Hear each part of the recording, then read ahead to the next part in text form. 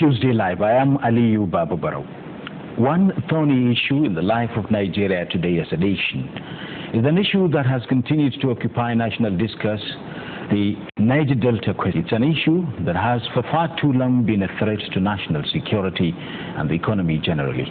Seemingly defined solutions over the years, due largely to the unprecedented advancement of the crisis with all its attendant complexities and negative consequences.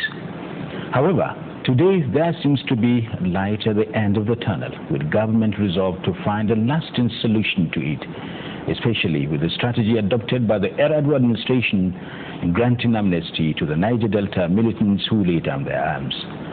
Let's have a little flashback on the redetermined effort by government on the matter being sanctioned by the National Council of State, as reported by State House correspondent Muhammad Labo.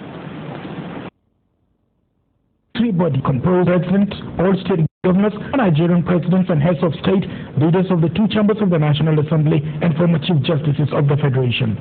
This Thursday's meeting of the council considered President ADAMU's proposal to grant to militants of the Niger Delta who laid down their arms. This issue was exhaustively discussed. The good news is that the council has considered and approved Mr. President's request for amnesty for Niger Delta militants.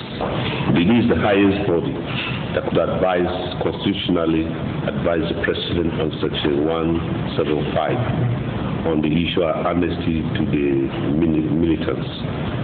The matter is being decided by this highest body, and this is to assure the international community and all Nigerians here we prepare to follow the due process.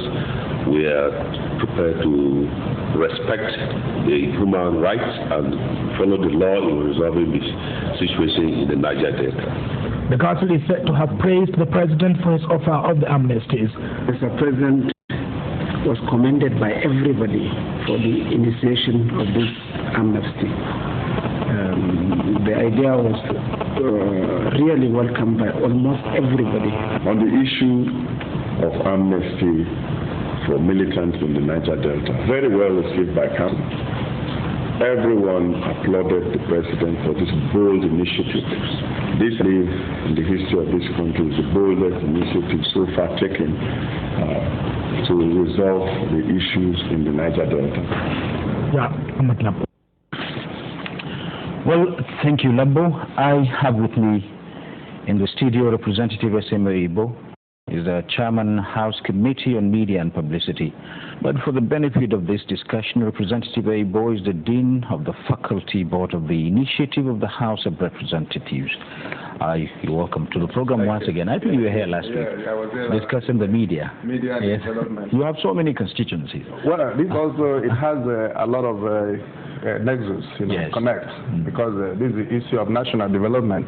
So whichever way you want to look at it, is also tied to the issue of national development. So it's a healthy one in that direction. You have the Dean of Faculty?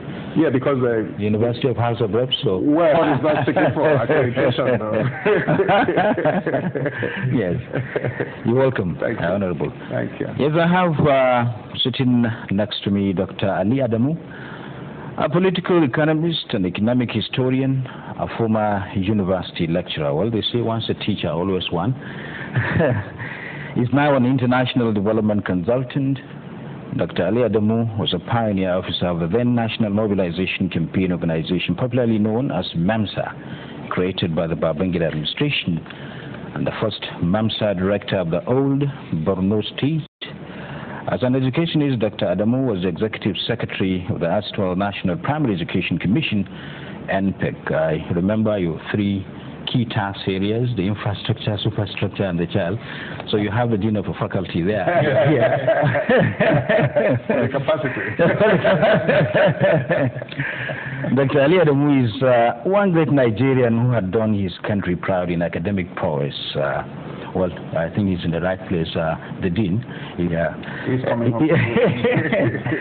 I remember he broke an academic record of excellence in 1985 for the famous Stanford University in the United States, which was set in 1917 by an American who completed his PhD in economic history in 6 years. Dr. Adamu broke the record unintentionally. So he finished it under 4 years, and right from 85 to date, no one has broken that record. We'll give him a National Merit Award. Yeah, I think it's a good example to youth and Nigerians, especially those militants in the Niger Delta. We need good citizens for this country, which they are now that they're coming back to embrace the amnesty. You're welcome to the program. Thank you. Yes. Our own Dr. IGBUZOR, he's representing us, the common people. Yeah. Head of Campaign of Action Aid International based in Abuja. You're welcome to the program. Thank you very much, Ali. We are expecting Mr. Dezel Webe. He's the chairman of the EYIBOH National Congress Lagos chapter. A businessman, politician. He was the gubernatorial candidate of Bayelsa State in the 2007 elections. We expect they say once and vying for governorship always one. I think we wish him the best of luck. Excellency is the audience corner, we have other stakeholders too. We don't have too many of them today. Lady and gentlemen, you're welcome to the program. Yes, let me quickly go to the Dean, that is Representative EYIBOH. The Niger State. You earlier said that whatever we discuss here has to do with national development. Very well. The individual, the society, the states generally, and Nigeria within the global system. I'm talking about the Niger Delta. You come from that part of the country. Very well.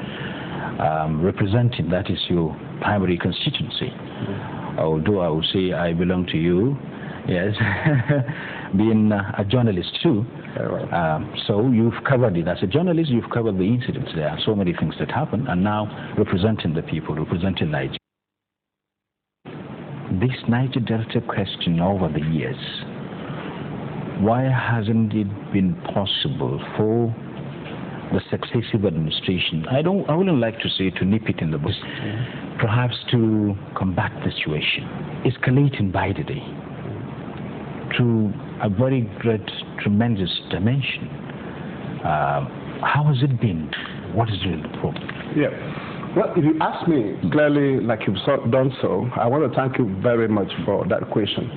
The Niger Delta question, to my mind, in various ways, I'm looking at it. I'm looking at the issue, the challenges of leadership at that level.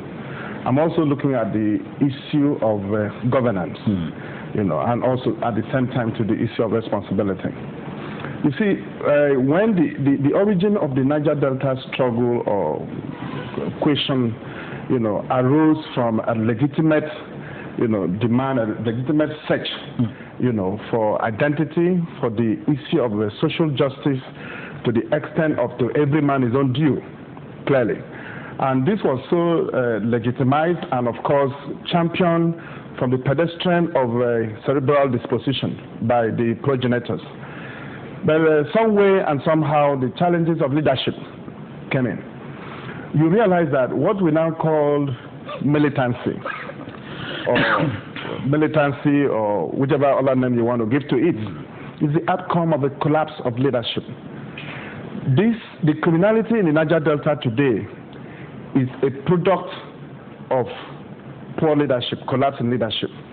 Those monsters, the monsters is the outcome of certain group of persons that wanted to use the legitimate struggle, the original concept of the Niger Delta struggle, to be used, wanted to use it to advance political interests.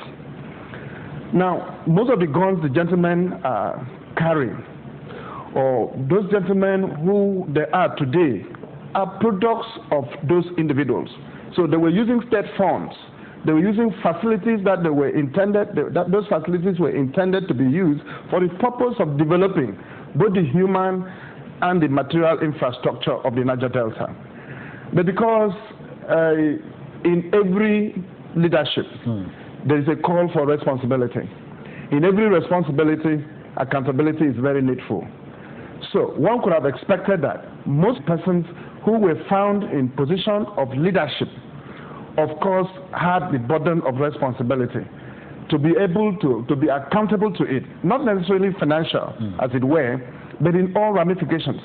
But instead, they were using it to now sponsor what, to my mind, is state terrorism.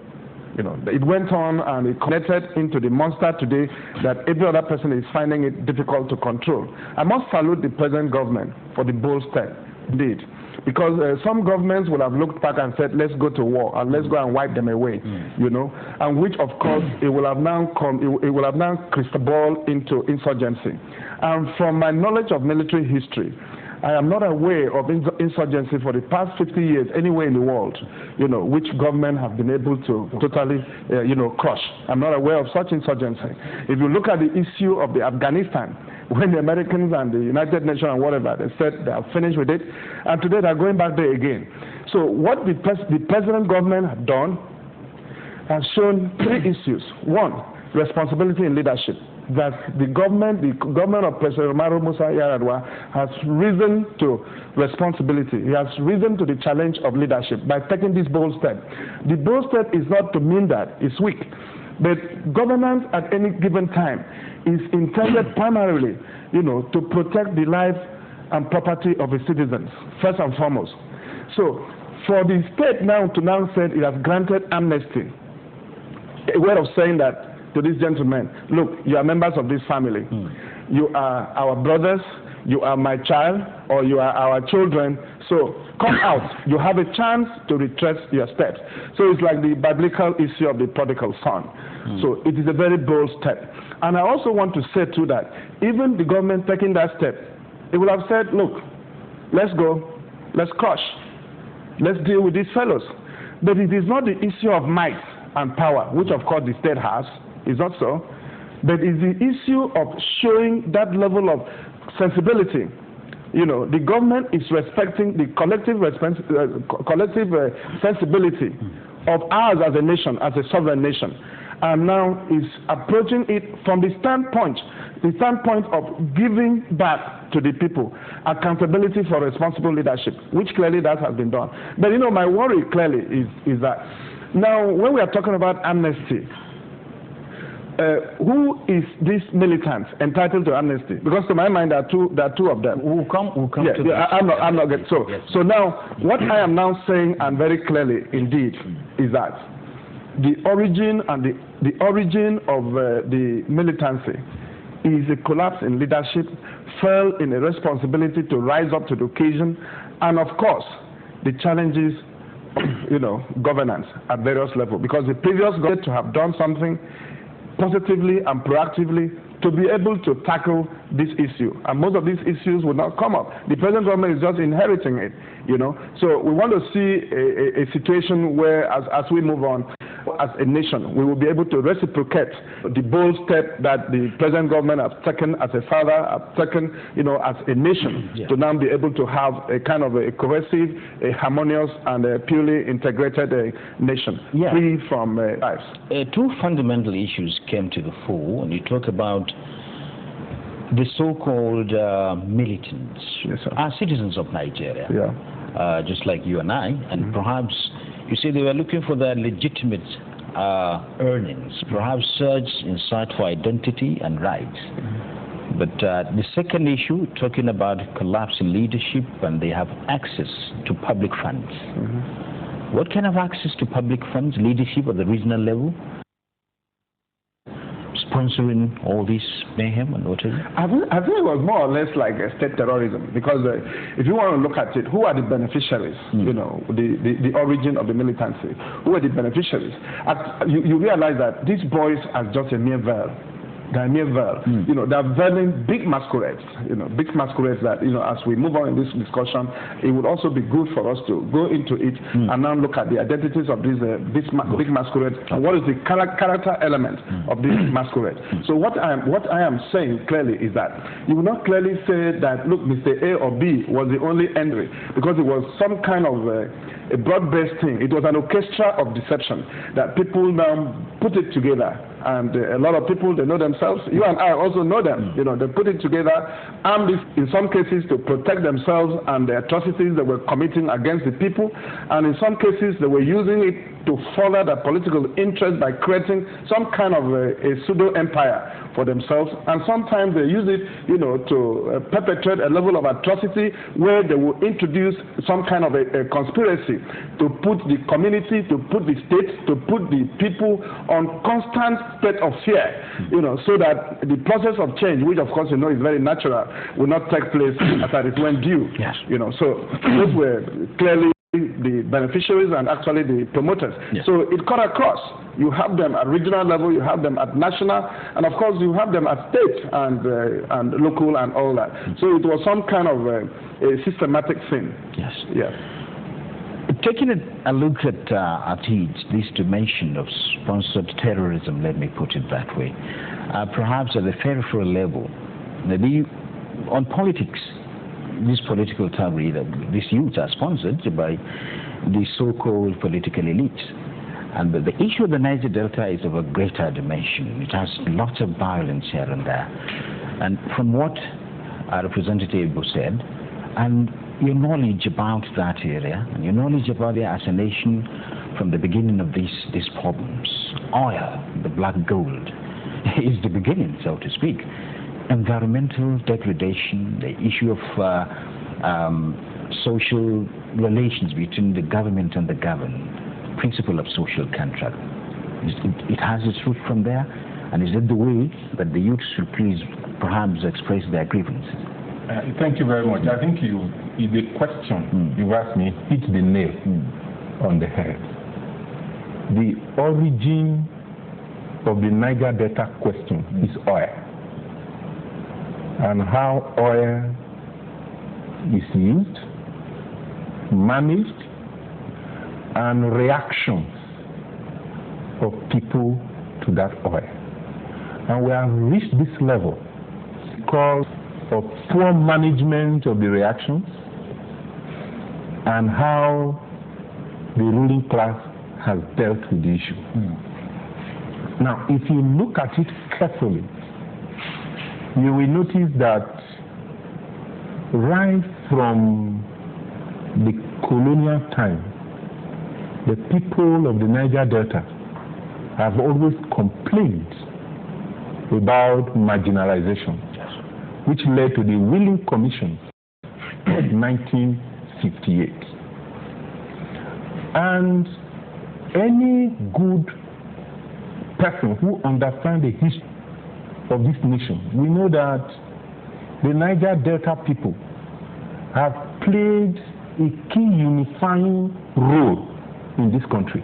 If you look at the history of Nigeria, you will see individuals, regions that have taken position, whether from the west, from the north, about dismembering this nation. They are documented. It's only from the Niger Delta that they have consistently argued for one Nigeria. And what happened after the discovery of oil in 1958, and it became a major earner of resources. You're talking about, it's only the Niger Delta, perhaps, that went for one Nigeria. Okay, all the other regions? Documented. It's documented. Any student of history knows this. Okay. It went at one point, they are documented. They not have a northern agenda. I think it was 7-point agenda during the colonial era. You're talking about regional development. Yes. Oh, okay, that's different from all of this time, only the Midwestern region and the Niger Delta. They were former Midwest. Yes, former Midwest. Okay. Consistently have always argued for Nigeria. Now, when oil was discovered, and during the Civil War, in 1969, there was a new law, the Petroleum Act, which now made everything above the ground, underground, and everything to belong to the federal government. And just like the case of FCT. Yes, and you will understand that was a war legislation. And the formula for sharing this money has changed dramatically from derivation, when cocoa, granite, and those cotton were the main earners of foreign exchange. I come from the Niger Delta. I grew up in the Niger Delta. So there is a perception in the Niger Delta of injustice. That is what led to the agitation. And the agitation started peacefully. The Welling Commission, if you see the memorandum, is anybody who has not studied the history of Nigeria that will know, if you see the memorandum from the people of the Niger Delta, it was very critical. So why the escalation to this magnitude? That is where I'm coming. Just as you said, yes. Sponsored terrorism. No, it escalated. Yes. What escalated is in 1990, MOSOP was formed. There was mobilization of people. In 3 years later, the Ijaw National Congress was formed, and there was the Kayama Declaration. There was peaceful protest. And what happened? All those protests were met with violence from the state. The state is the only institution that is allowed by law to use arms and ammunition. But when the state fails to respond to the agitations by people and replies with violence, militarization, and ammunition, everywhere in the world, the people respond back with arms. So nobody took arms from the beginning? Okay. You see? No, look at it. Even amongst them, you remember the Kinsaro River cases, amongst them killing each other? Killing one another, the groups there? In the yes, those are, you see, ALIYU, you have to know the dynamics of oil. It's not also restricted to Nigeria. Yes. That's what we must realize. Okay. Everywhere in the world where you have oil, not only oil, extractive materials, when they are the major earning. So it happens in Democratic Republic of Congo, it happens in Sierra Leone with diamonds, it happens in Colombia. So whenever such things happen, in the struggle for these resources, a lot of things happen. The ethnic groups are played against each other, and the struggle, the internal struggle for the resources leads to the killing. The major factor and I want us to get it very clear. Whether you think that perception is correct or wrong is a different thing. But the people of the Niger Delta perceive that there is injustice done to them in terms of the allocation of the resources, that there is injustice done to them in the destruction of the environment. And studies have shown clearly by UNDP, several researchers, have shown clearly that in the Niger Delta, if a village or a community has oil, then that village is poorer than other villages that don't have oil. Are you sure with the allocation of resources to the state governments now? Maybe we're coming back to what EYIBOH is talking allocation about. We don't know the study about allocation. We're not talking about the allocation. We're talking about within the state. Within Delta State, for instance. The community, this is not my saying, research work. We are shown that if there is a community where there is oil, that community, in terms of the poverty indices, are poorer than those communities that do not have oil. And you can understand why. Because the oil industry disrupts the local economy and makes things more expensive. Meanwhile, the indigenous have no access to those kind of resources that the oil brings. In spite of the derivation allocations and all these things that are higher. The derivation, does it go to the citizens of the village? Then that is not federal government, I suppose. No, it's not. It's not. There are a lot of levels. Of the challenges. In other words, you are sharing a little bit, let me say a little bit with ALIYU, but when he's talking about state governments, maybe trickling down effects of as development is concerned. There are a lot of levels. There's a level in fact, when you do an analysis of the revenue that accrued to all the states in the Federation from 1999 to 2007, and the revenue that went to Delta, River, and the Akwa Ibom state is more than 5 states put together.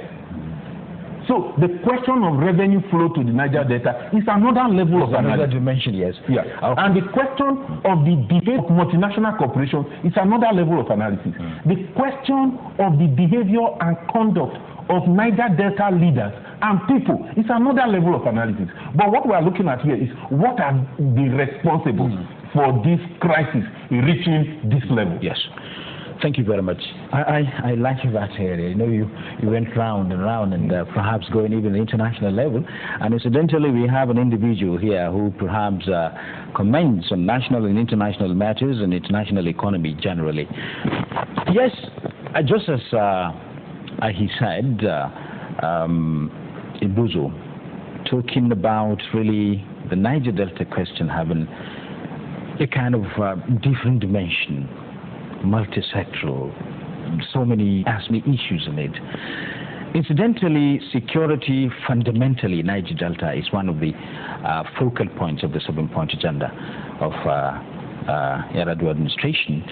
And even there's a creation of the Niger Delta Ministry for Niger Delta Development. We have the NDDC still in place.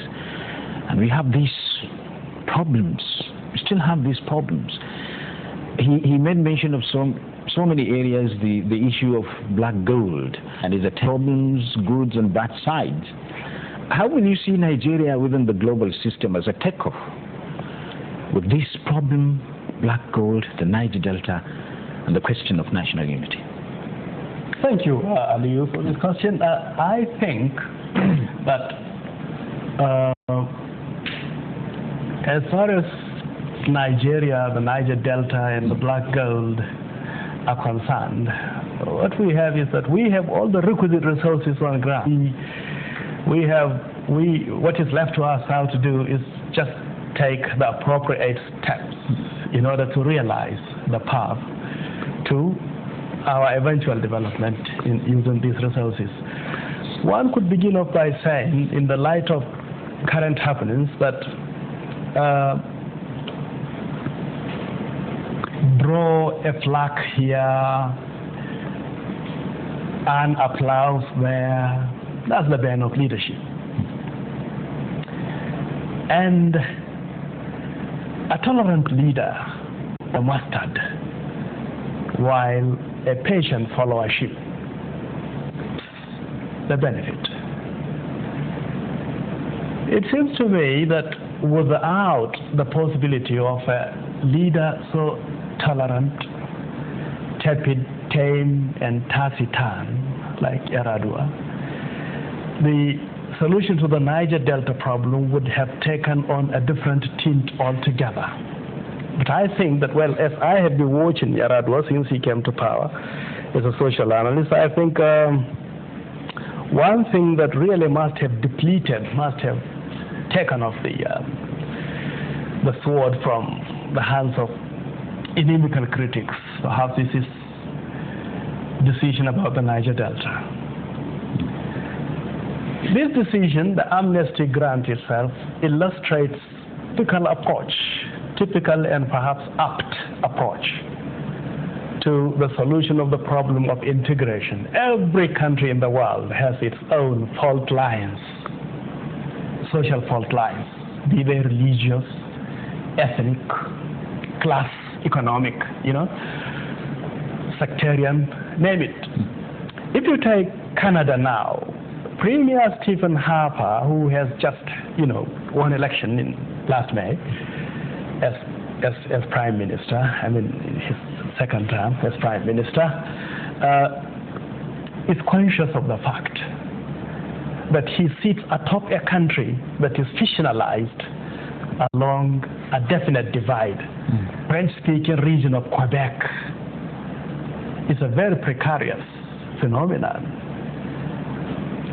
Canadian leaders, beginning from John Diefenbaker to Lister Pearson, to just name them, to other leaders before, up to Stephen Harper this time around, are cognizant of the fact that unless you treat carefully and you perform your balancing act appropriately, the Canadian social bomb might explode.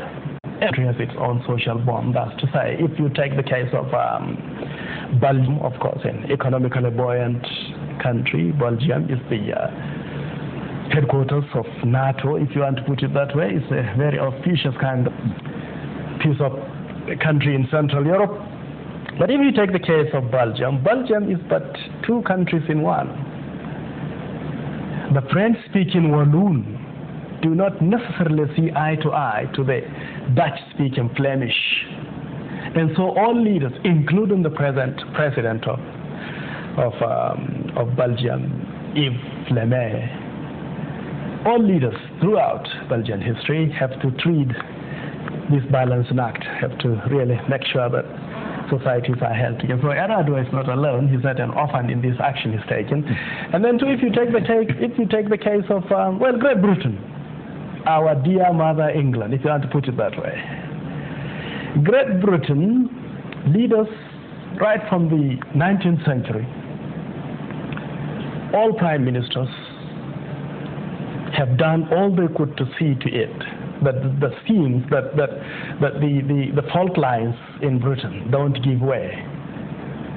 Irredentist tendencies are there, separatist tendencies, sectarian tendencies, you know. Leaders throughout British history, I mean recent history up to this time of Prime Minister Gordon Brown, have done all they could, and successfully too, to hold Northern Ireland, Scotland, Wales as an integral part of Great Britain. And that is what has afforded Britain the requisite placidity for her industrial development. So I saw that now, right now as I'm talking to you, the British are beginning to concentrate now not on how to solve social, division problems as such, no, but on how best to carry the economy forward.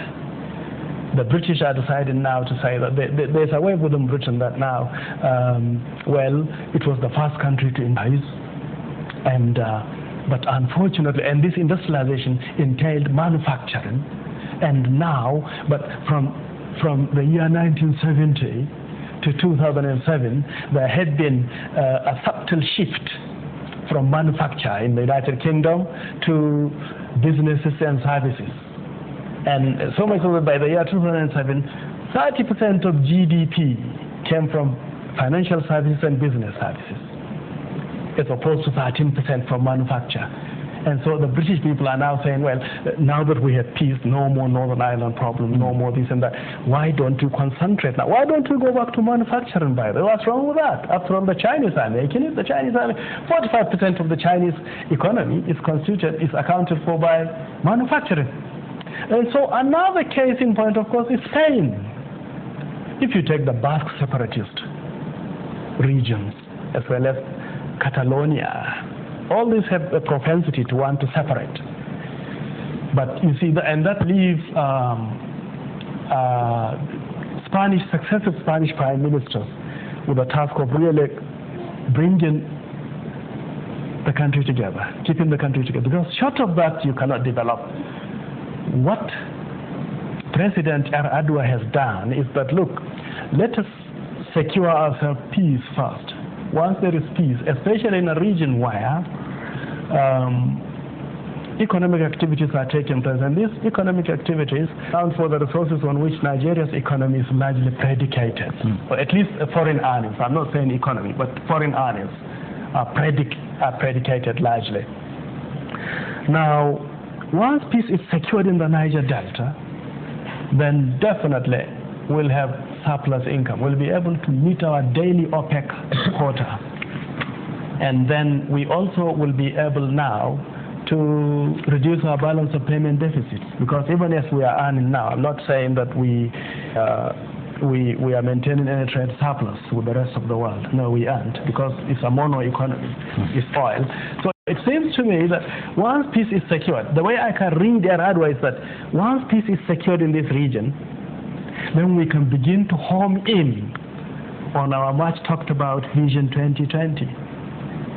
7-point agenda, vision, but 7-point, the imperative of 7-point agenda itself could be subordinated to the imperative of Vision 2020, because Vision 2020 means to take us into the industrialized world, so that the eagle now, the Nigerian, the African great eagle that is hovering in the sky now will land finally by the year 2020. We'll be able to become an industrialized country.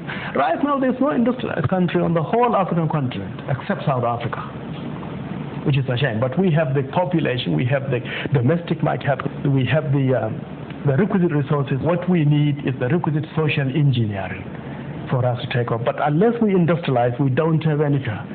To tell you the truth, we hardly can have more friends. We hardly can have enough jobs for our people. We will hardly have the distributive means by which to bring people together, by which to provide means of transportation of goods and services, and by which to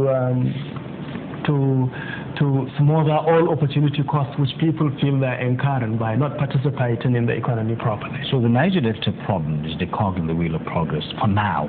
Absolutely. The government wants to deal with it. Absolutely. I think the way I can read this government is that they want to deal with the Niger Delta very subtly and placidly in a civilized manner. Yes. Because as the doctor was saying, I quite agree with him. Naked force alone cannot bring about placidity. Hence, look at what has been happening in Colombia. Demands of the rebels may be, yes, they may be queer, eccentric, off the wall, but there's nothing you can do about it, simply because it's difficult to suppress. Yes. You see, so government, with all its paraphernalia of legitimate violence, cannot subdue a recalcitrant segment of the population that feels it's oppressed one way or the other.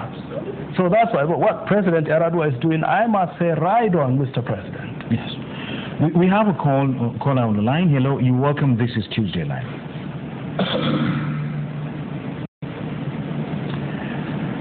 Hello, are you still there? Hello, good evening. Good evening, you're welcome. I'd like to comment on the topic of discussion. Go ahead. It would be better if the federal might moves down to the Niger, because you only need to appreciate the Niger Delta when you live there. It's a swampy place. There's nothing wrong if you collect so much revenue from the Niger Delta and you don't have Julius to do all the roads, the Federal Ministry of Housing to build all the houses on difficult terrain, and then the federal might to be present in that place that you got all the resources from. There's nothing wrong with that. Government, but what it got from the Niger Delta. Those people have been neglected, dejected, and relegated. The only good thing for the government to do is to take the whole might of Julius Berger to the Niger Delta, do all the roads, no matter how difficult the place is, keep in water. Thank you. Thank you very much. Thank you. Let's come here. Is the microphone close by then? Okay, yes, please pass on the microphone to her.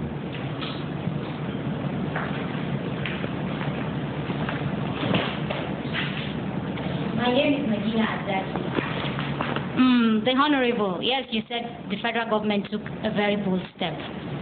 But because according to what you said, that most of the crises are being caused or sponsored by the political. If the federal government grants amnesty to the militants or the gentlemen who, what happens to those who finance them? The political class, the elite, the oil companies who give them arms in exchange for ammunition. And then the federal government said there's no money in return for arms. These young men are used to hundreds of millions of naira for security purposes being given to them by the state governors and the oil companies. Now you ask them to give arms and go to an orientation camp where they'll be given peanuts of 37 to 40,000 naira. Is that going to be realistic? Will that sustain them for people who have been used to millions? And then, sir, you are from the legislative arm of government. The Petroleum Reform Bill, if I don't get it right, has been gathering dust for a very long time. Of recent, we had the oil companies sponsored members of the National Assembly on a trip to Ghana. Ironically, these members are from the Niger Delta. They went and they came back, said nothing, but there are allegations that the visit, or the invitation, is to bribe them that they not see the light of the day. So, in the Niger Delta, ready for the development of the Niger Delta. And is the legislative arm going to do what it's supposed to do so that the Niger Delta can attain its full development, maybe passing bills that will take care of the Niger Delta? Yes. And the 15 years roadmap, the roadmap for the development of the Niger Delta of 15 years. Niger Delta wait with the level of poverty and the degradation going to wait for 15 years for them to get developed. Thank you very much. Thank you. We have another caller online. Hello. Hello, you're welcome to Tuesday Live. Hello. Have we lost that? Okay. Let's come back here. Yes. There are very genuine and fundamental questions. I want to start from the one of the National Assembly. Yes. I'm the spokesperson of the House of Representatives, so I am very authority on footing, to be able to give you answers to some of their questions. First, no member of the House of Representatives attended any oil company-sponsored retreat, seminar, or workshop in Ghana or anyway. No member of the House of Representatives. I don't know about, we have two chambers, so I don't know about the Senate, but no member or no committee. Then the issue of the oil sector reform. Right this moment, I'm a member of the Gas Resources Committee, for example, and I want to tell you that the House of Representatives have taken proactive and very germane steps, for the reform of the oil sector. And I can tell you clearly that right this moment we are talking, the reform bill has already gone out of the committee, heading to the plenary. So I assure Nigerians and I assure everybody that we are committed to that contract we've had with the Nigerian people, that there must be a reform. It's very germane, it's very fundamental. Recently, because of most of these issues in the oil sector, the House of Representatives set up an ad hoc committee to even look at most of these fundamental issues, which of course is impeding our development as a nation and is creating a lot of these social problems. And that committee indeed, turned in its preliminary report. And I assure you that for the House of Representatives, there shall be no compromise when it comes to the issue of the like the Niger Delta issue you were talking about. The most important thing, like I said earlier, is that we are talking about cohesion and integration. And for you to talk about the issue of integration as a nation, the first and the bold step to take is the path of peace. The path of saying that we are one family, we are one, the government and the citizens, just the issue of the father and the children.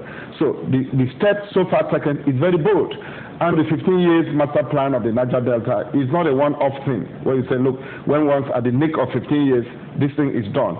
It is a milestone. It is a process which you have to start somewhere. And for you to be able to start, there has to be a level of commitment on the part of government especially, which of course that step is being taken. Then that commitment must also include, as part of it, the issue of peace, which is very, very fundamental, because you cannot begin to talk about the redress of social imbalance or talking about the issue of justice in any form when, of course, there is no peace. Peace has to be there in all material particulars. And that's why everybody will all have to admit that, look, we are all Nigerians, we come from the same family, and that we are ready to sit down and talk. We are dialoguing. And the process of that dialoguing can only take place in an atmosphere of peace. Then the other persons you are talking about, who are the masquerade, the actor, orchestra, you and I agree that they exist. And they existed because the previous government fell in the responsibility to rise up, to that challenge of leadership. The previous government never saw anything necessary. In fact, as far as they were concerned, as much as or as long as there is anarchy and injustice and acrimonies in the Niger Delta, the better for it. Because it was a clear cut of elite conspiracy trying to instill fear, into the minds of the people with the apparatus of the state, which of course prolong and of course escalated, view of the restiveness. And when we are also talking, remember too, because of that, it may not always be, I never mentioned about politicians though, but I said, the ruling class. Because if you also look at the multinational companies, they're also part and parcel of that problem. Because what's supposed to be corporate social responsibility has been turned the other way around. Most of these young fellows, the multinational companies, in fact, started engaging them so that they would be able to create some level of intrigues in the various communities. Because when the chiefs and the youth are clashing, killing those and all that, the companies will now be reaping the profit of it. Most of them were declaring billions of US dollars as after-tax profit in the US, like Mobil, for example, in the like Shell and the rest of them were declaring more than annual income of the country. But if you go to where they are operating, you see either one chief is fighting with the other youth group, or somebody is being kidnapped, or somebody is being assassinated, or somebody's family's house is being burnt and all that. Those were products of those conspiracy, by the multinationals, to depart from social responsibility to that level of irresponsibility. So when there is peace now, everybody will be able to carry the proper identity of his either corporate or private affair.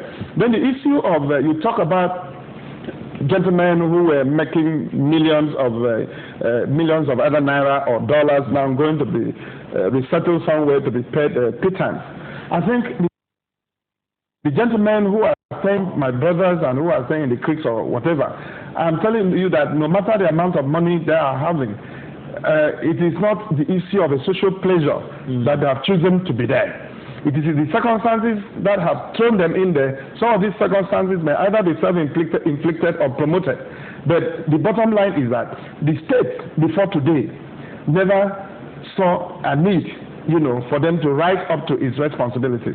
So now what the government is trying to do, as a matter of fact, like I've earlier said, is that as a nation, we need harmony. As a nation, we need integration. As a nation, we need to move forward. So peace, therefore, is a foundation, for us to now move to the next level. And with due apologies, I'm not trying to sound very personal. If you go to a state like ALIYU, which of course I had the opportunity of being an indigent, you will see this issue of a creation of a rebirth, where citizens are now beginning to find first. People are now beginning to see the need, to identify with governance as part and parcel of its own investment. Because the government at that level, at the subnational, has now been able to create, an atmosphere of harmony and peace, has now been able to create some kind of a structure, a social structure, which of course the people are going into it and have found in that structure the element of accountability in the leadership. So we also expect that while the federal government is doing what it's trying to do, some other states should also be able to, at that level, I don't know what's going on in other states, but they should be able to use the subnational, because the greater population of the people are residing there. The impact and effect, of course, would be felt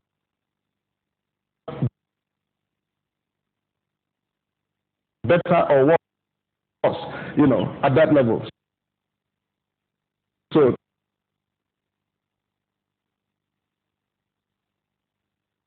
another caller. Hello.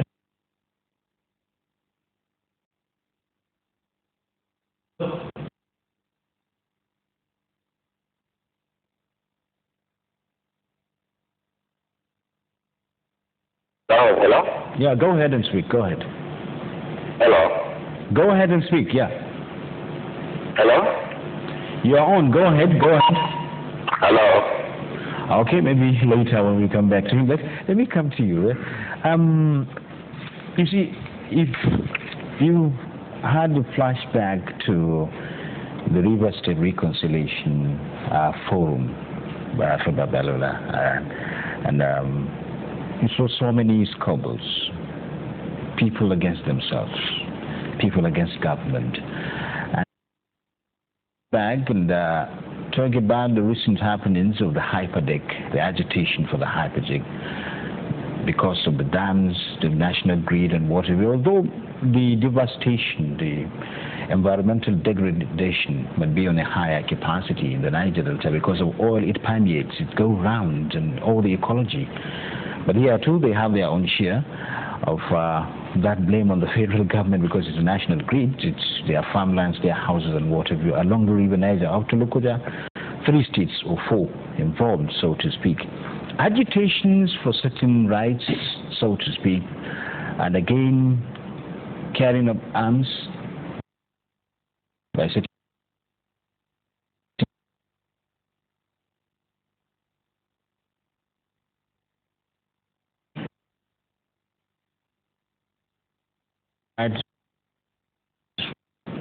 for far too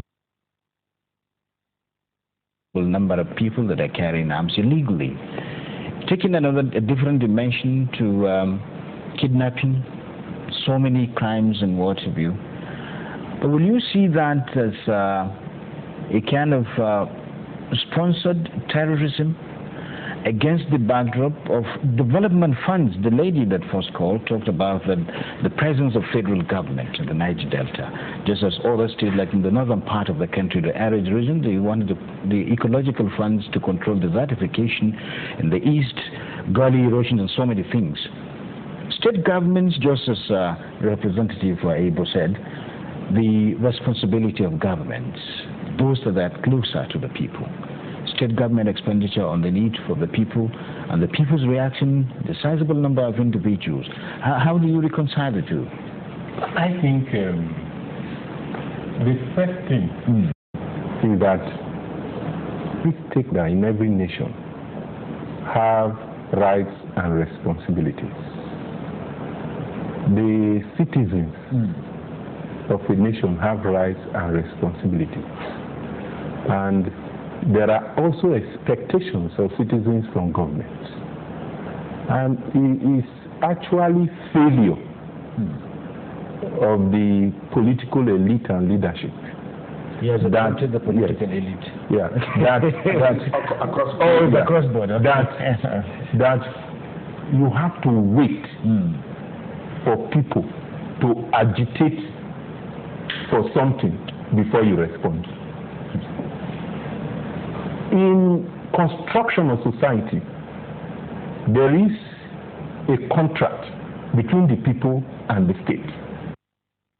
Contract between the people and the state that makes the people to voluntarily allow the state to wield instruments of coercion. And the state is supposed to protect their interests. In fact, the 1999 Constitution says that the welfare and security of citizens shall be the primary purpose of government. So whether it's desertification, challenges of power in the central Nigeria, in the Middle Belt or Niger State and all of that, or the Niger Delta, the government have responsibility to deal with. And if you look at the way society is organized, and that is the point, if the people in the Hypertech states continue to agitate, continue to demonstrate, and you respond with violence, they will carry arms. This is a saying that carrying of arms is good. No, not at all. But I'm saying that it is the failure of previous leadership to deal with the challenges of the Niger Delta that has led to this thing. Now, I think we're all living in this country. Let's go to the basics. You get the point. What led to the formation of MEND? It was after the attack of Okerenkoko in Baramatu local government area in 2006. What happened before the attack? What were they doing? Yeah, they were the carry arms and yes, not. There was. In fact, it started from the 2003 elections. Then there were a lot of crises, and as the crises were coming, like remember what I told you, where you have oil, criminal gangs emerge, and when they emerge, there is everywhere you have oil, there is bunkering, and the people, as they do the bunkering, there is international conspiracy. They have people who they buy the oil, they sell the oil to in the high sea, and there are people who also give them weapons to protect. Everywhere in the world you have that active. But what I'm trying to say is that everywhere in the world, people also try to see how do you deal with that situation. But what happened in 2000? Remember, it's not just in 2006. In 1996, I'm sure we all remember Paul Kutimo and the military task force in the Ogoni Kingdom. All of these, led to the fact that people now have to respond. It really starts with the military. Do you get the point? And if you look at if you look at the history of South Africa, for instance, it's a clear parallel. The African National Congress was set up in 1910, and they were embarking in anti-apartheid struggle. When they come out, the apartheid government will shoot. When they come out, they will shoot. In 1961, there was a massive Shabbi massacre, and in that same year, they decided to form Umkhonto we Sizwe, which is the military wing of ANC. We are saying that in every society, when people peacefully at it and the state responds violence, people go and camp illegally. And that is why this amnesty is important. It's a correct step that has been taken, and I think the next point really is to make it work. Yes. Because there are also, and you see, one of the things that gets me really annoyed about this country is the irresponsibility, rascality, and indolence of the ruling class. Honestly, because all over the world, there are processes for amnesty, and there are processes for disarmament, demobilization, and reintegration. Yes. And it appears in Nigeria, we behave as if, as far back as 1982, the United Nations set up a disarmament commission, and there are procedures and processes for doing all of these things. Okay. But in Nigeria, we want to do everything the Nigerian way. What is the challenge? Okay, Nigeria has its own peculiar problems over the international standard anyway. No, but one of the rebranding is that we cannot have Nigeria. It was good to use as a yes. We have a caller online. Yes, hello. You're welcome. Okay, he's gone. Maybe when we come back, we'll soon go on short break. But before we do that, we will come into Dr. ADAMU. When we come back, we examine what Mr. President said as far as the amnesty is concerned, then we will take a look at the amnesty issue into two. But before then, before we go on short break, Doctor, you observed the scenario from the points of views of perhaps members of the panel and the audience participants, and of course from our side, our viewers. The Niger Delta question, and talking about, he's talking about the ruling class, the political elites, and of course the issue of principle of social contract, provision of social amenities, protection of lives and property and what have you, rights to life, rights to hold conferences and what have you. Against this backdrop, Nigeria as a developing nation, developing economy within the global system, we've been hammering on the issue of meeting the target of 2020 to be among the 20 developed nations in the world. Yes. Are we ready, or is the nation ready with governance, especially when Mr. President came from the start and said a servant leadership, Are we ready with that principle of social contract between the government and the governed, especially against the backdrop of the Niger Delta question? Well, definitely. It looks like we are ready, or we have the potential to be ready. Absolutely. It all depends on our preference. It seems to me that so far, even the Niger Delta problem, which had been troubling us for quite some time, did not begin in a vacuum, as the doctor as well as the Honorable EYIBOH was saying.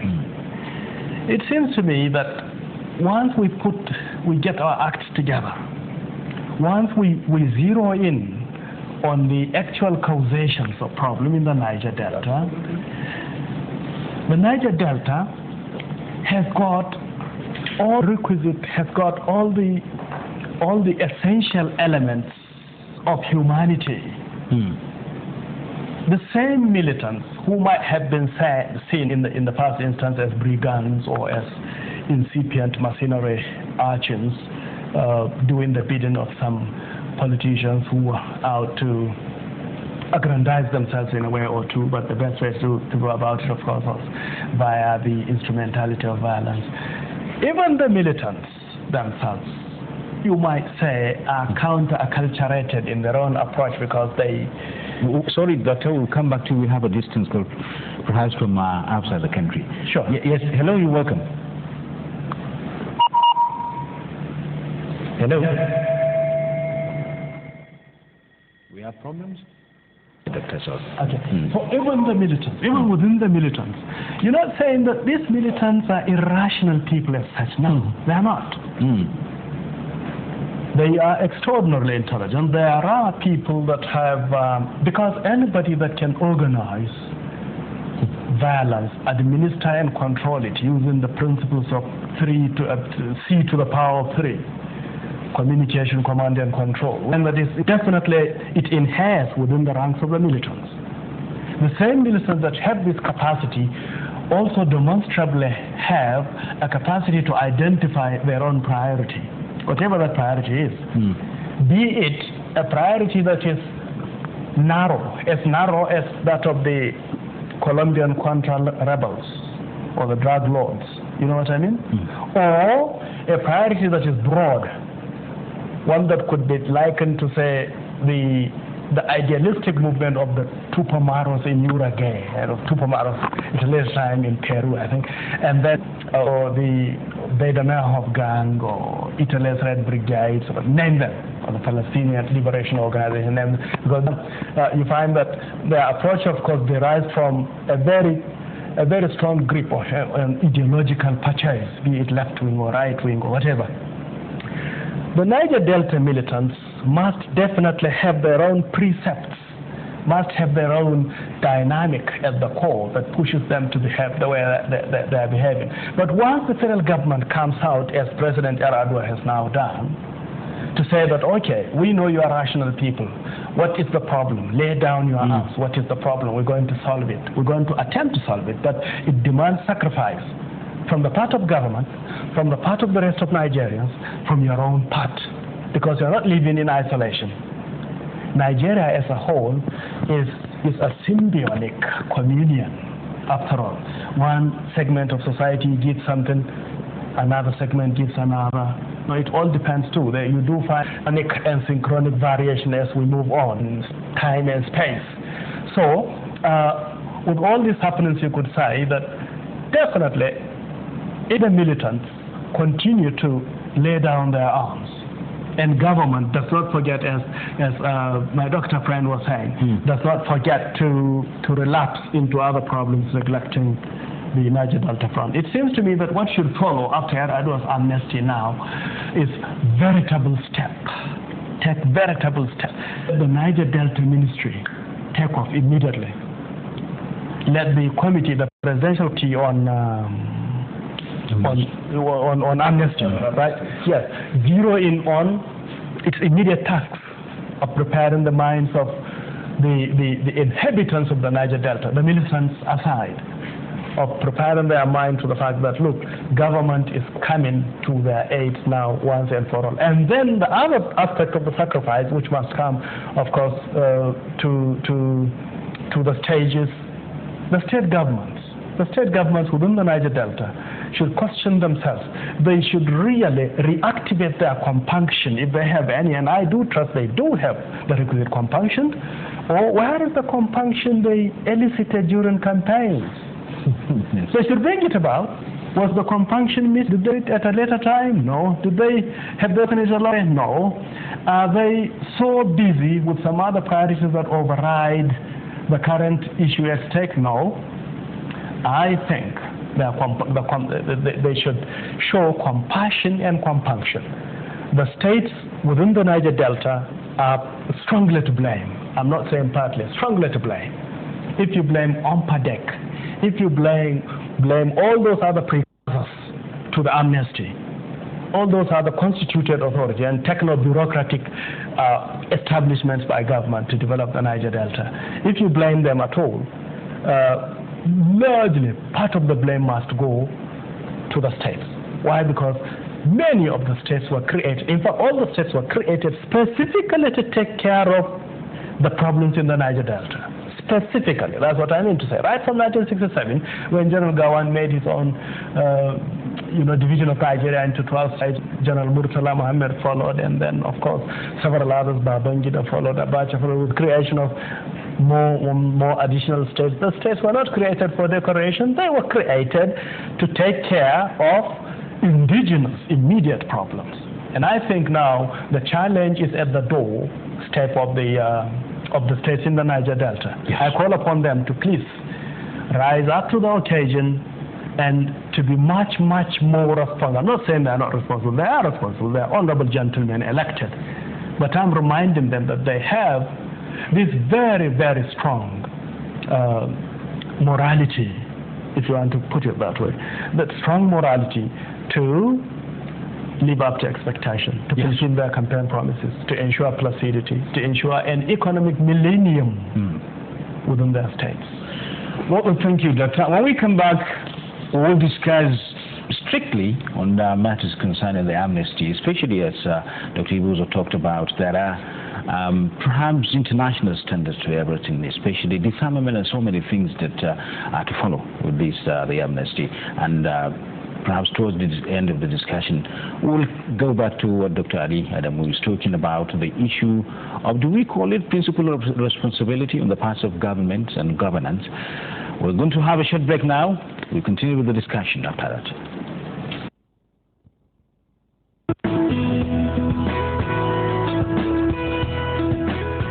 It's a deal and not a promise. 6,000 megawatts this December and 10,000 by 2011. Legislation has begun, and all the required funds for attainment of this objective is in place. Certainly, we have gone past the planning stage. 7-point agenda.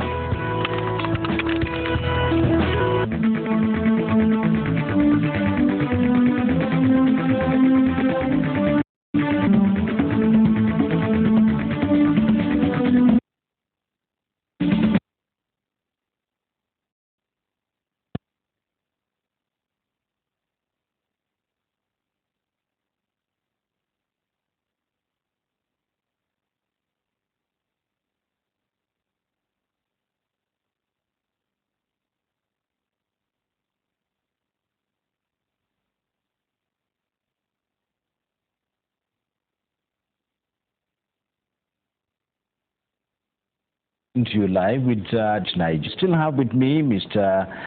OTIVE EYIBOH, International Head of Campaign Action Aid International based in Abuja, Dr. Ali ADAMU, political economist, an economic historian and commentator on public and international affairs. And I still have with me Representative ESEME EYIBOH, Chairman House Committee on Media and Publicity. And of course, I said it earlier, for the benefit of this discussion, Representative EYIBOH is the Dean of the Faculty Board of the Initiative of the House of Representatives. I've not asked you about that, the Dean of the Faculty of Initiative. Let me have it. Is it dialogue kind of? The initiative is like a post-era and agenda-setting forum of some cerebral members of the House of Representatives who are actually committed to the proactive laws and people-oriented legislation. And before now, a lot of people have been having this perception that legislators do the poor public perception about the institutions have always been one of the bends, of that confidence. So what we do now is that the issue of the legislation is not something that an individual just get up and you begin to legislate. So we're now creating some kind of a public participation forum, mobilization and participation forum, called National Roundtable, where we bring up key issues, of course, within the context of governance. We bring those issues for discussions. So, for example, by the time you have the doctors and they're all coming, talking about the issue, like the last one we had about the Niger Delta crisis and the leadership, brought in stakeholders, people come from various segments of the society, get ourselves engaged. What we have from the Public Mobilization Consultation Forum, which is called National Roundtable, that we now get consultants who will now be able to put these things together so that by the time we now look at extant laws or proposing bills, we now circulate this into all the members where you get yourself enriched with the content analysis of most of the issues, so that when you are getting yourself engaged in debates or in issues of any manner, you will now discuss from the standpoint, of understanding, from the standpoint of enrichment, of constructive engagement. That is the House of Representatives. Do you have that kind of initiative in the Senate? I'm not aware of that. I'm not aware of that. I think I'm not a You belong to the House of I mean, the House of Representatives. Thank you very much. I think that is very well. It's broadening the aspect of checks and balances, involving the general society itself, and perhaps the principle of responsibility which the doctor is talking about. But we'll continue with the discussion. Amnesty now. President Umar Musa Yar'Adua, perhaps the federal government has sanctioned that, the National Council of State. After that, immediately after the pass mark by the National Council of State, Mr. President made a national broadcast, to really talk to Nigeria as a nation, and perhaps talk to the nation about the amnesty. A little bit of that address, we'll have it now. With the federal government's acceptance of the recommendations of the presidential panel setting out the terms, procedures, and processes of an amnesty to Niger Delta militants, the National Council of State was duly consulted today by me in conformity with Section 1 of the 1999 Constitution. The offer of amnesty is predicated on the willingness and readiness of the militants to give up all illegal arms in their possession, completely renounce militancy willingly and unconditionally, and depose to an undertaking to this effect. It is my fervent hope that all militants in the Niger Delta will take advantage of this amnesty and come out to join in the quest for the transformation of our dear nation. The offer of amnesty is open to all militants for a period of 60 days. Fellow countrymen, our twin challenge of democratic consolidation and economic regeneration calls for unbridled patriotism and single-minded, people-focused, results-oriented, resolute and courageous leadership at all levels. We cannot afford to fail. Let us use today's proclamation of amnesty to herald a new beginning for our fatherland. Very much democratic consolidation and economic regeneration, and perhaps towards the development and peaceful coexistence of our fatherland. That is the fundamental message of Mr. President. He's talking about the emancipation of the entirety requires the participation of all. And that is what we've been talking about here. Let me go straight to IGBUZOR. You've observed Mr. President's address, you've heard it all. And that's just an abridged address, but fundamentally that is the message. We embrace the amnesty, as Dr. ADAMU said. This is a buoyant step by the federal government, and Mr. President in particular. Amnesty and the Niger Delta question. Today, we can say we should forget about the past or forget our differences. We should rather understand, come together, just as Sadona in their dialogue with Zik, when Zik said we should forget our differences and forget the greatness of this nation. Sadona said, no, we should not forget, we should rather understand them and perhaps come together so that we respect each other. Federal government, the people in the Niger Delta, the general society itself, they are import of the amnesty. I think that the amnesty is a welcome development. As a matter of fact, from my analysis as a political scientist, I think it's a necessity. It's a necessity because, as we have stated in the panel, force cannot do it. It's not a winnable war because of the nature of the war. Guerrilla warfare. You can't. Let's be very clear. Even some of these militants go to the creeks today, tomorrow they are in town. So you really know from interviews, you read in the newspapers, journalists interview them inside town. So, and the way guerrilla warfare is conducted is such that you can't even see them to fight. When you are coming, they run away, disappear. And then they target, go, cut one pipe. And the response of the government in the past is that, okay, let's get contractors, get people to go and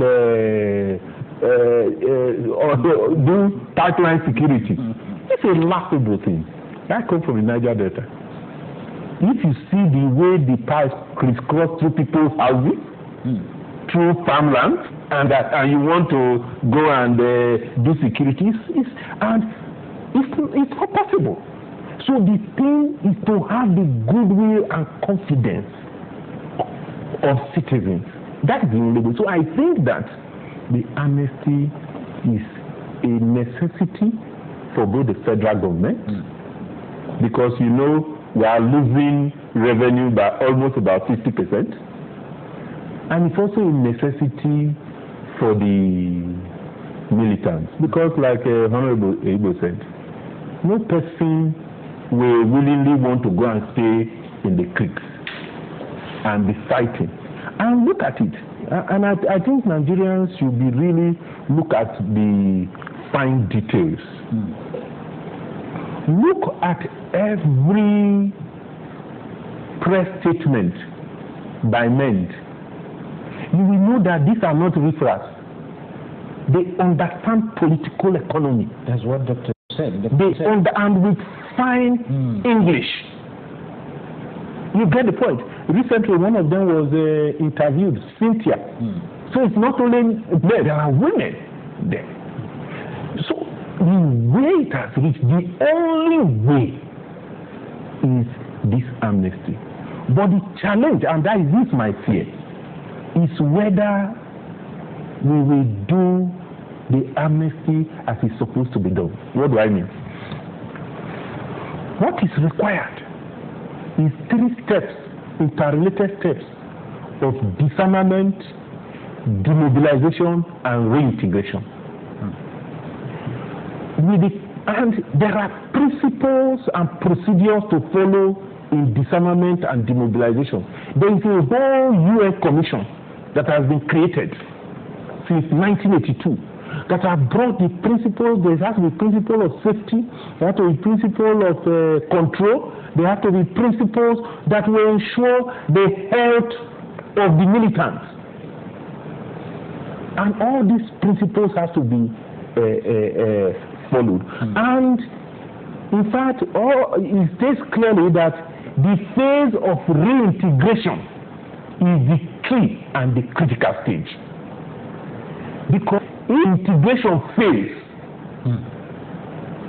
there will be reversion to violence.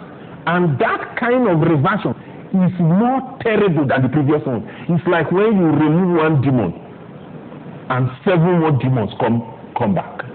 So the process must be done professionally.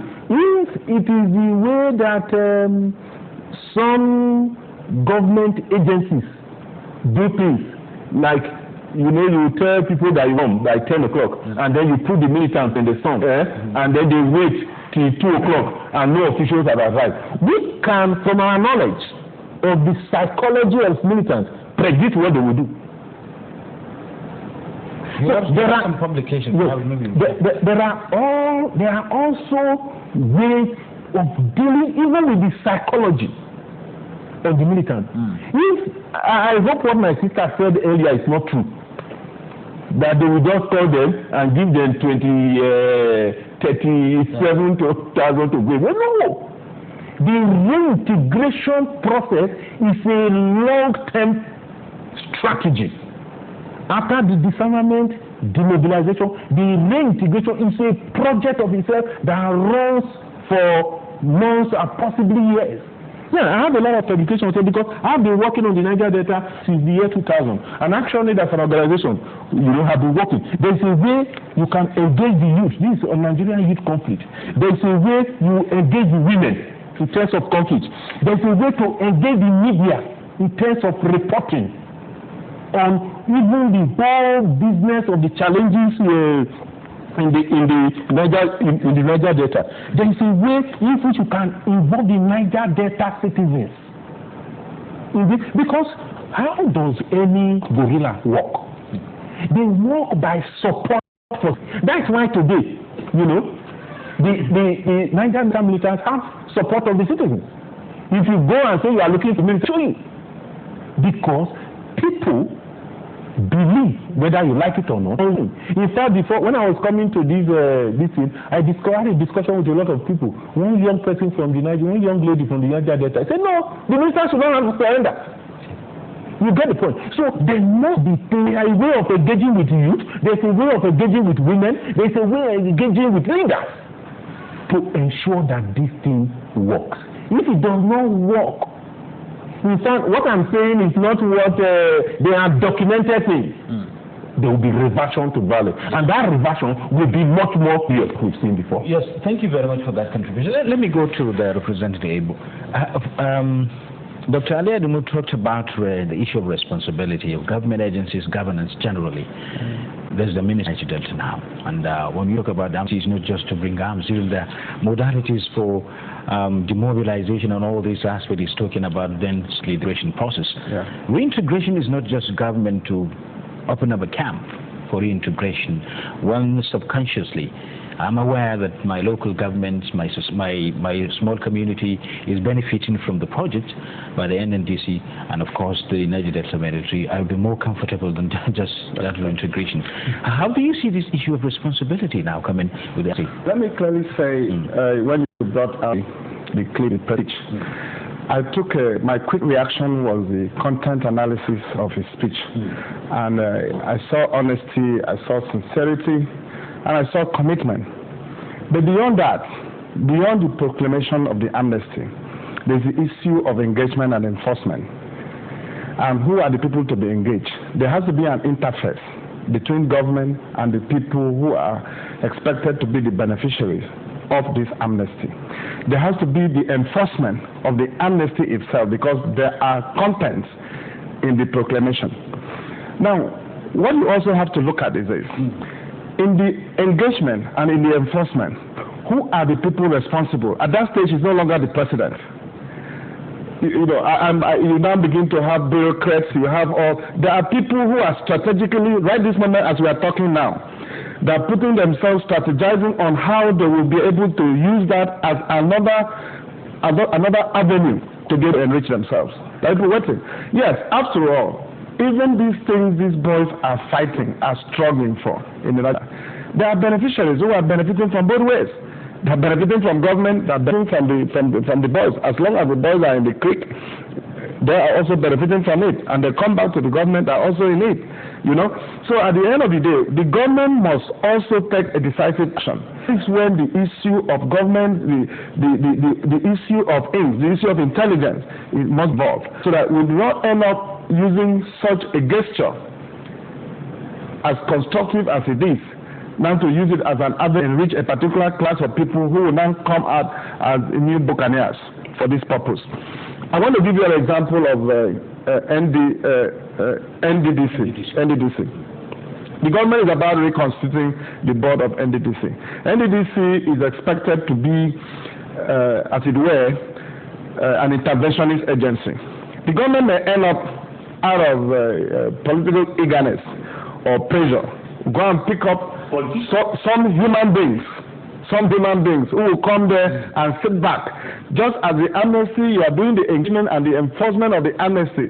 They are now using the facilities of NDDC, with another generation of, with another name. And before you know it, we go into another phase. So government should also be able to do an audit appraiser of individuals that they want to, irrespective of political parties, irrespective of who is sponsoring who, should be able to do an audit of the potential directors or commissioners or chairman, whoever is going to, or managing director, so that these people will be able to have a clean slate.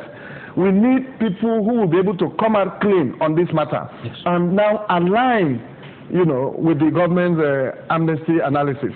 Then let's take this international call. Sorry. We'll come back to you. Sorry, no, it's okay. Fine by me. I'm home. Yes. I'm home. Hello. Hello. Yes. Hello, good evening. Good evening and welcome. Hello, good evening. Good evening. Go ahead and speak. Good evening. Hello. Hello. We can Hello, good evening. Good evening. Go ahead. Can you hear me? Yes. I like to contribute in the sense that hello? Go ahead. I like to contribute in the sense that we've all heard of this, we've all heard about this, Mr. BARAU, Mr. ADAMU, Dr. EYIBOH, and Mr. EYIBOH. Yes. What I about Nigerian situation is we speak so much grammar, we speak so much things, we know about all these things. But what are we going to do? It's really, really disgraceful. Sorry? Was that call from London?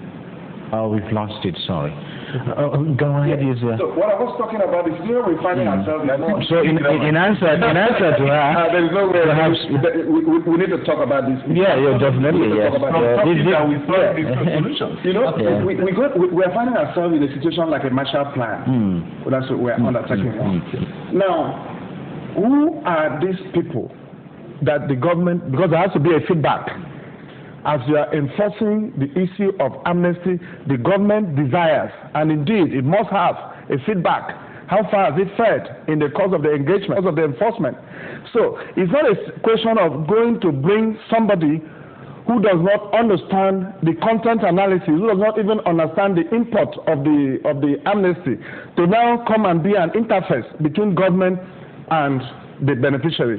Because at the end of the day, our interpretation is not given. The structure definitely would not stand. And there is one class of people, everybody is talking about politicians. We begin to imagine who is this politician. I don't know what has been the role of traditional rulers in all these things we are talking about. We are giving chieftaincy titles left, right, and center, which is supposed to be our own traditional version of national merit. Who are we giving it to? What is the role of the traditional rulers in the respective level, at the village level, at the clan level, at the local government level, at the state level? What are their responsibilities? They should also be engaged, because a lot of them they are looking at this matter as the boys against government. And as far as they are concerned, they are not part of government, because it's crisis point. They should be made to be responsible. They should be made to account for leadership at the level, at the titular level. Now, we should also be able to look at the government organ, the government mobilization strategy should also be oiled. I really appreciate, I must use this opportunity to commend the presidential committee on this amnesty. They've done a very good and thorough job, and I have a lot of regards for them. And I also want to commend the membership of the National Council of State, because they could have looked at this thing and said, hey, we're not going to do that. You cannot compromise state power, with agitation. They will have said, Mr. President, let's go to war. Let's go and fight. Let's go and smoke these boys out. They will have said so. But they are now coming back to say, yes, just as the president humbly presented the matter, they adopted it immediately. I must commend them. Their statement in all material particulars. So, lastly, what I want to say is, why the federal government is doing that, interventionist agencies, the government must be able to conduct a real screening and audit of whoever they want to put in positions of responsibilities for its interventionist agencies like NDDC. Now, the federal government should also be able to take a look and engage governments at subnational, the state government, the local government, and all that. They should track on most of these things they are doing. And if need be, they should be able to have inside the larger committee some kind of a substructure that will be able to monitor as a way of feeding back the federal government at the level of engagement there, because it's not just good to channel funds in and send money down, and at the end of the day, you don't follow up. Have that money been used? Are those things in existence? Or are we going to fund another round of abandoned projects all over those areas? And these guys, we are taking them there. Meanwhile, they are not orphans. They are not orphans. They are citizens of the state. And where they are now going to get themselves engaged, they are going on the basis of the understanding that they have been obliged the opportunity to be reintegrated into the larger society because of their grievances of injustice, which of course was meted to them, and now the state has now promised them that you have now been reintegrated back, meaning that their grievances have been redressed. Yes. So whatever thing is meant for them, must, as a matter of fact, be closely monitored. Cemented must be men and women of integrity. Though I don't know what's going on in this country today. The issue of attitude is also affecting the leadership at various levels. Yes. Doctor, what Representative say commending President Erdogan for taking it, which we did earlier too, and is very bold, no matter how minute some sections of the public might look at it. It reminds me of what President Babangida said at the heart of the June 12 crisis, when there were so many calls for him to stamp your feet and deal with the issue. He said, as a government, we are professionals in the management and execution of violence, but government has responsibility, taking care of its citizens. That is a replica of what is happening today, so to speak, dealing with the citizens, which Dr. IGBUZOR said. Beyond dealing with the citizens, and he talked very fundamental issues, there are other sections of the society that are government too. When you talk about traditional rulers, leaders in communities, leaders of thoughts and what have you, even the youth themselves, reciprocal gesture as far as this is concerned. The Ministry of Niger Delta and so many agencies of government, and fundamentally too, the issue of corporate responsibility. When you're talking about these multinational corporations, the gamut of all, how do we reach the promised land with this amnesty? It seems to me that the amnesty, bringing about the amnesty in the first place, to proclaim it in the first place, is a tremendous achievement, because no one foresaw it.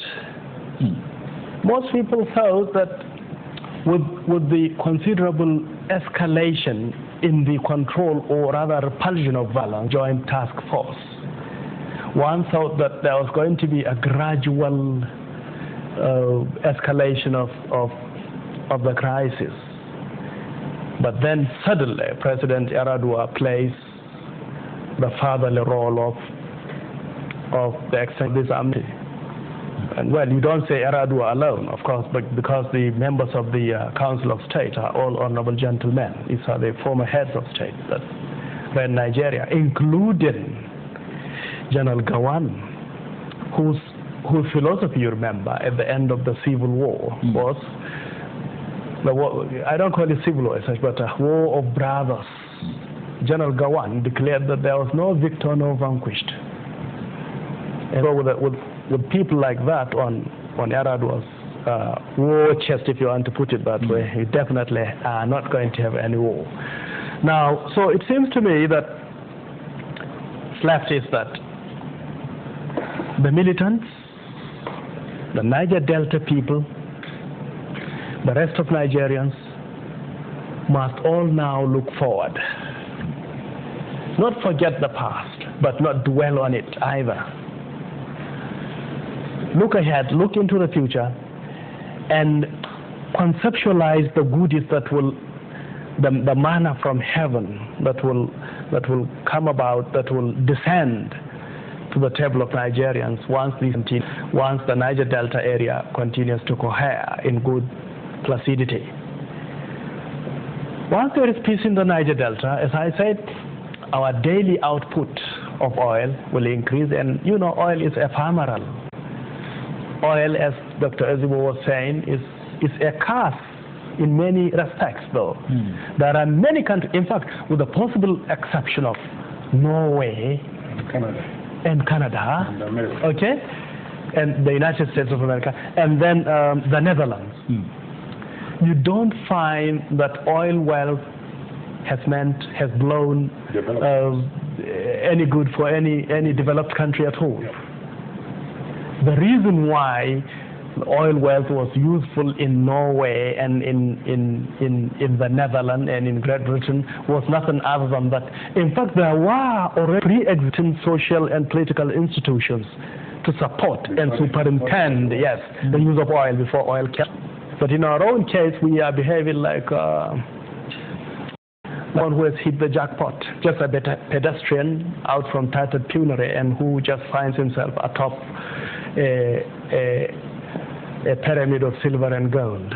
And so you see, it's just like a loony with money is a loony on the loose, something like that in a way. But you know, it's good. It's a kind of autocritique, self-critique of all of us Nigerians. We are all victims.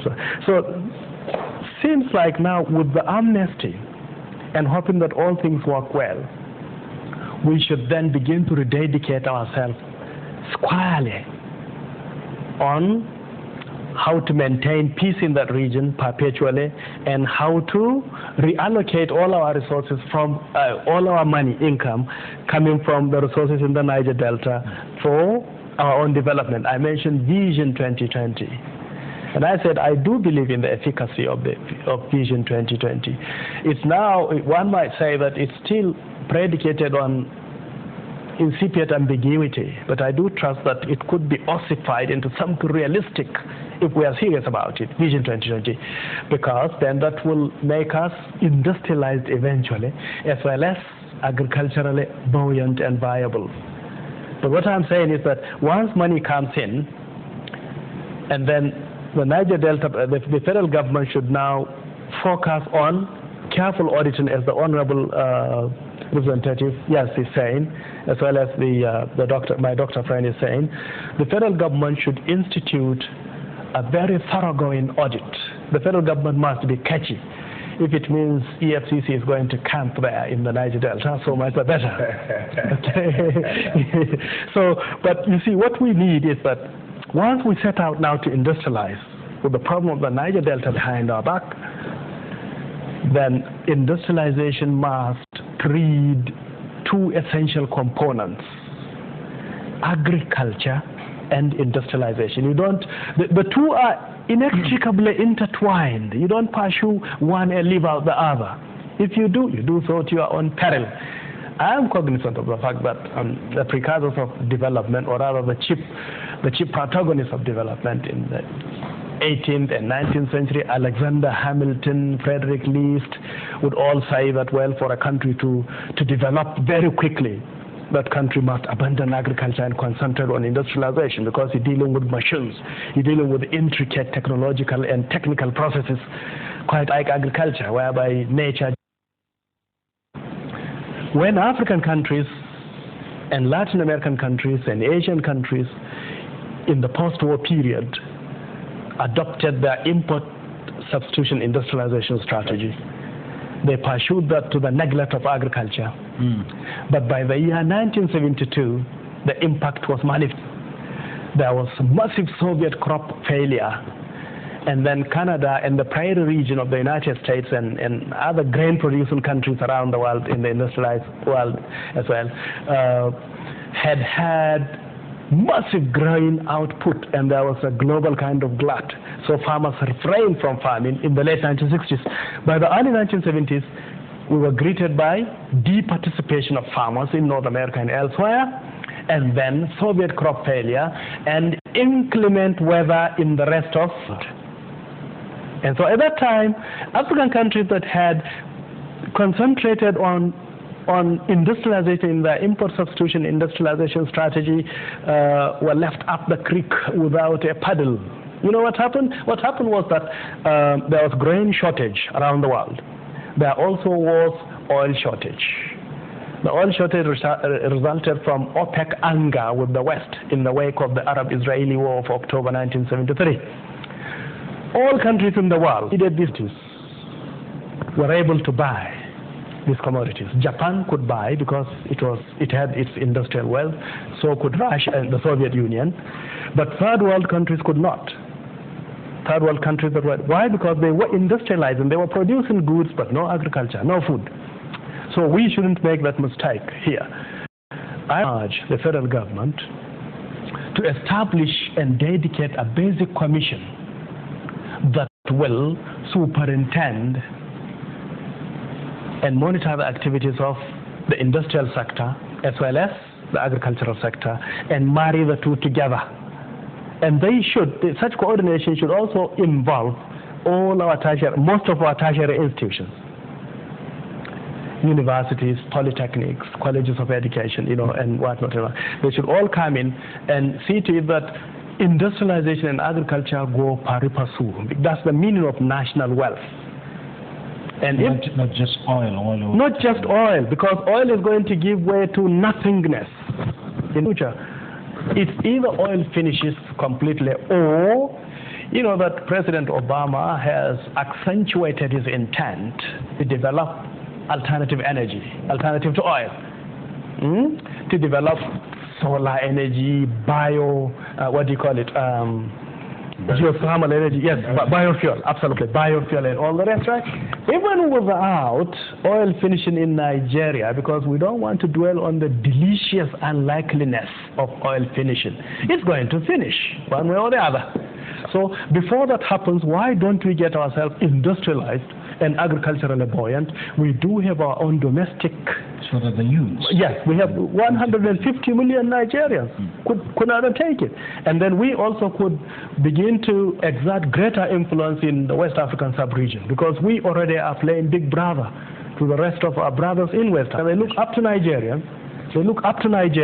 And we can do that by the benevolence of agriculture and industrialization. And that's why my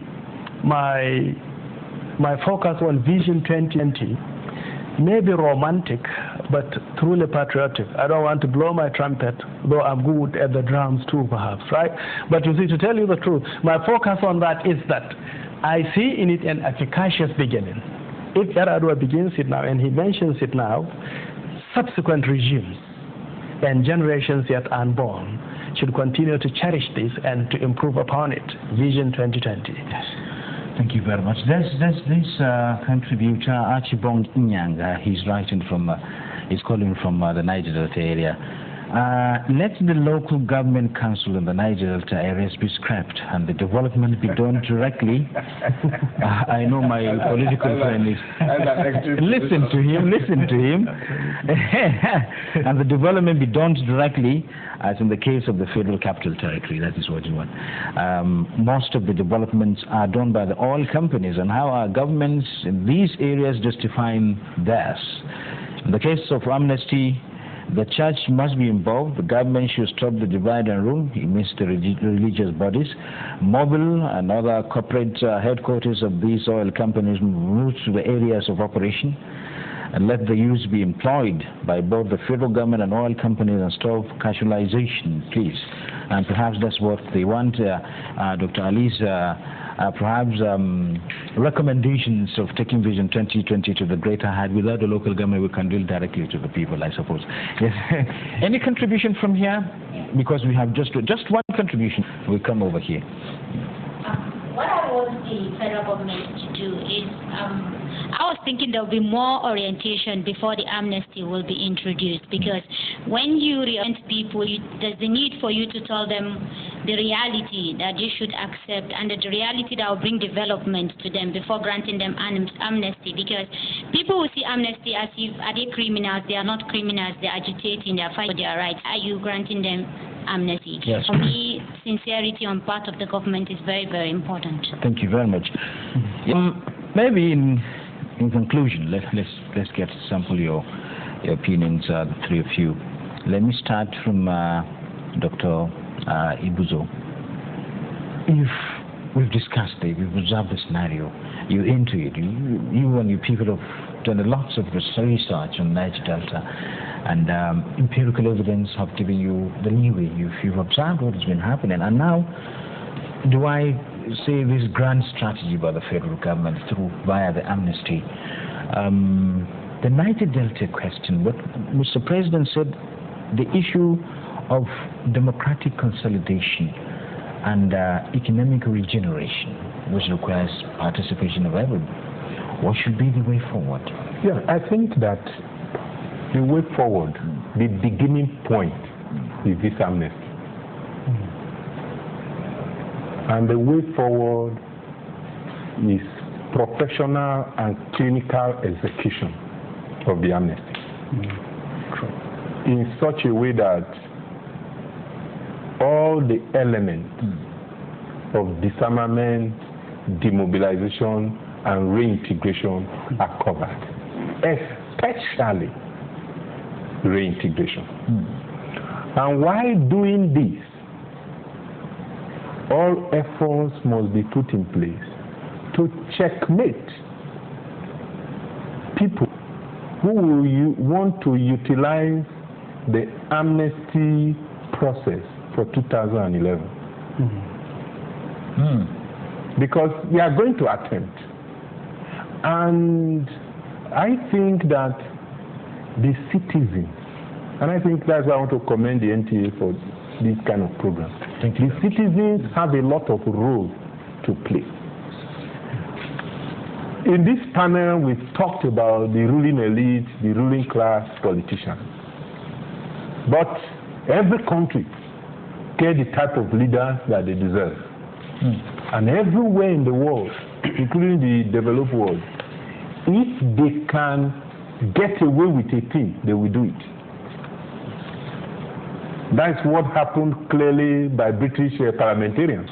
They never knew that what they were collecting would come to public domain, and they were seriously embarrassed when it came to public. That's why the panel on the amnesty must follow the principles of transparency, accountability, and responsibility. Because this country is one of the countries where, even though when people talk about secret, if you do anything here this night, which is untoward, before tomorrow, people will have heard. People cannot keep secrets in this country. When even people discuss with governors, discuss with presidents, discuss with the next moment they are just, I'm just coming from the president's place. So there is nothing you will do that people don't know. So the panel must do principles of transparency, accountability, and not do the way that many government officials behave. That these are criminals. We're giving you amnesty, so you should be happy. You should come and bow down. No. It should be the focus, the strategy should be a win-win situation. Because if they are successful, there will be peace, the oil will flow. But there are certain elements to round up. The element of a development agenda for the Niger Delta, ensuring that the intervention institutions are not politicized, is key. And also making sure that the root causes of the crisis is addressed. The perceived injustice by the Niger Delta people. The relevant laws like the Petroleum Act, the Land Use Act, that needs to be dealt with. Otherwise, if you just disarm the militants and give them service and they go away, you think they will regroup. Yes. We wouldn't like to have regrouping, but you last. First, I want to correct one impression there from Achibo. The oil companies in this country that are not doing anything.